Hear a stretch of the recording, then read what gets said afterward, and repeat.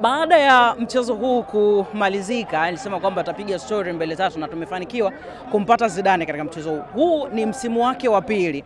Msimu wa kwanza ndo walikuwa wameishia hatua za awali. Msimu huu wamefanikiwa kuifikisha timu katika hatua ya makundi ikiwa ina zaidi ya miaka 20 wakipambana kufika katika nafasi hiyo. Zidane, kwanza hongera na unafanikiwa kupata nafasi katika mechi hizi za kimataifa. Hii ni kubwa kiasi gani kwako?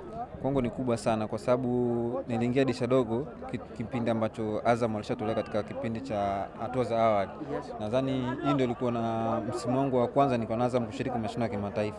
Kwangu nimejisikia faraja kwa sababu nimeweka historia katika maisha yangu, nashiriki kwa mara ya kwanza kama mashindano ya kimataifa na naipeleka timu group stage. Kwa hiyo naamini kwamba hii nimeweka alama kubwa katika maisha yangu. Kesho nishukuru na kitu ambacho naweza nikahadisia mbeleni ya maisha yangu. Ukikutana na watu kama kina Kitambala katika nafasi ambayo mara nyingi umekuwa ukicheza hapo, ukipata nafasi una score, kumekuwa na pressure yoyote kwako, hasa ukitazama umeingia katika dirisha dogo, msimu tu wa pili mapema kabisa umefanikiwa kutimiza miongoni mwa malengo ya timu? Kwanza kabisa huaga mimi binafsi sipendi kujipa pressure yote. Napenda competition siku zote. Popote ninapoenda na nadhani kwamba kila mtu yupo kwenye timu kwa ajili ya kusaidia timu. Hatupo kwenye timu kwa ajili ya kushindania nafasi. Na kitu kikubwa kwamba kila mchezaji anapokuwa kwenye timu manake lengo la kwanza ni kupambania timu.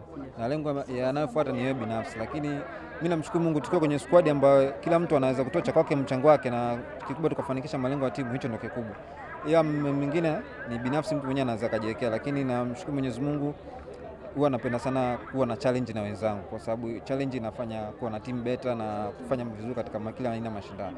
Tumalize na hii, tukikutana na vijana ambao bado wanaendelea kujitafuta, ni kitu gani ambacho tunawaambia ambacho kimemfikisha Zidane hapa leo hii?